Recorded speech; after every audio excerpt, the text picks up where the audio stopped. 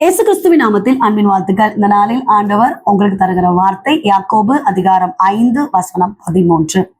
உங்களில் ஒருவன் துன்பப்பட்டால் ஜெபம் பண்ண கடவன். பிரியமானவர்களே, இந்த கால வேளையில உங்களோடு கூட ஆண்டவர் இந்த வசனத்தின் மூலமாக பேச போகிறார். துன்பமா?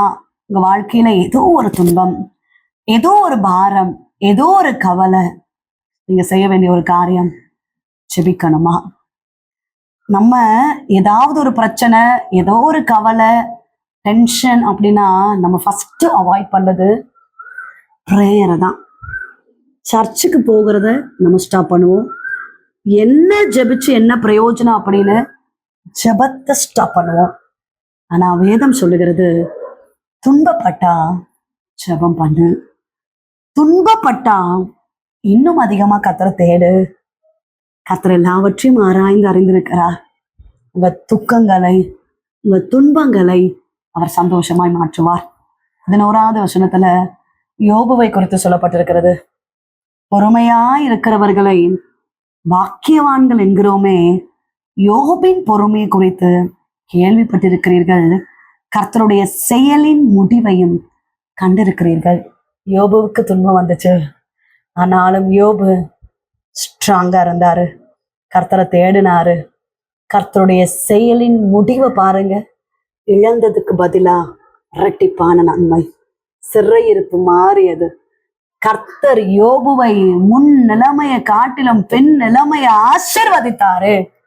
பிரியமானவர்களே, உங்க வாழ்க்கையில இப்ப ஏதோ ஒரு துக்கத்துல இருக்கிறீங்க, ஜெபம் பண்ணுங்க, கர்த்தர் உங்க சூழ்நிலையெல்லாம் மாற்றுவார். ஜெபிப்போம். நீங்க நேசிக்கிறீங்க நல்ல தகப்பனே, இந்த கால வேலைக்காக நன்றி செலுத்துகிறோம். கர்த்தர் தந்த நல்ல வார்த்தைக்காக நன்றி அப்பா. துன்பப்பட்டால் ஜெபம் பண்ணுங்கன்னு சொல்லியிருக்கிறீங்கப்பா. தெய்வ பிள்ளைகளுக்காக ஸ்தோத்திரம். துன்பங்களை மாற்றுங்கப்பா, கவலைகள், வேதனைகள், ஆண்டவரே மனபாரங்களை மாற்றுங்கப்பா. கர்த்தர் அற்புதத்தை செய்கிறபடினால ஸ்தோத்திரம். திருமணமாக வேண்டிய பிள்ளைகளை ஆசீர்வதிங்க. கர்ப்பத்தின் கனிக்காக காத்திருக்கிற பிள்ளைகளை ஆசீர்வதிங்க.